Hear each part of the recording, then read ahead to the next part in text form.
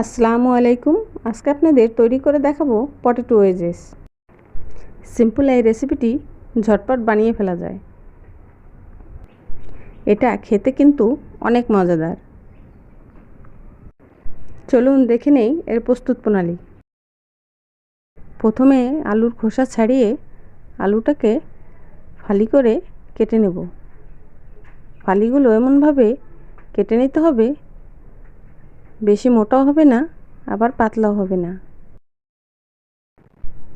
একটা মিডিয়াম সাইজের আলু মাঝখান থেকে কেটে একটা পাশ থেকে 3 টুকরো করে কেটে নিয়েছি।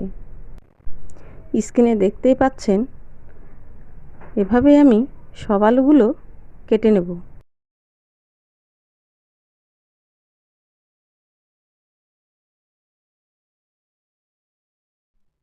এবার আলুগুলো একটা বাটিতে তুলে ধুয়ে পরিষ্কার করে নেব।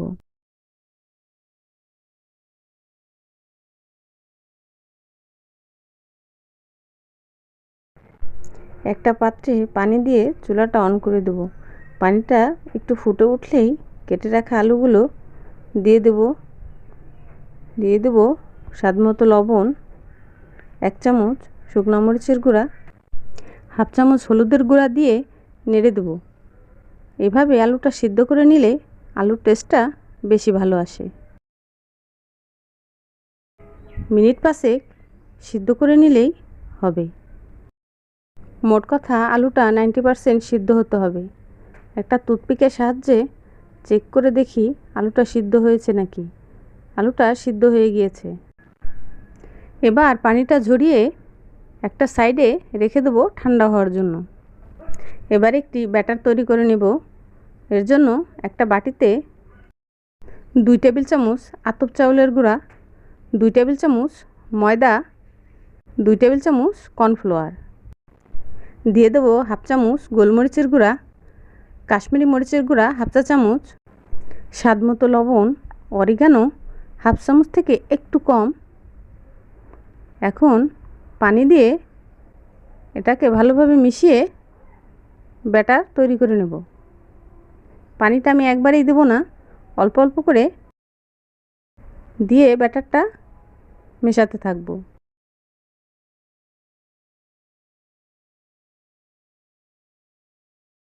সামান্য একটু বেকিং সোডা। আলুর পিসগুলো ব্যাটারের ভিতরে দিয়ে কাঁটা চামচ দিয়ে এভাবে একটু মেখে নেব।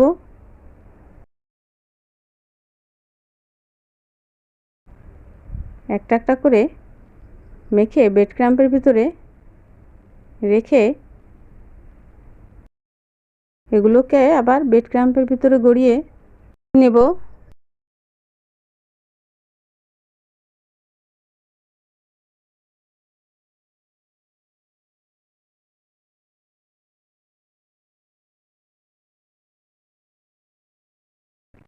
একটা প্যানে তেল দিয়ে চুলাটা অন করে দেব।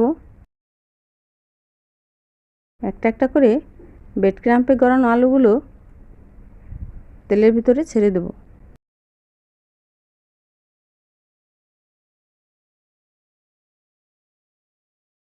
এ পর্যায়ে চুলার হিটটা লো ফ্লেমে রেখে ভাজতে হবে। একটা পাশ হয়ে গেলে অন্য পাশটা উল্টে দিতে হবে। এভাবেই ভেজে একটা করে তুলে নেব।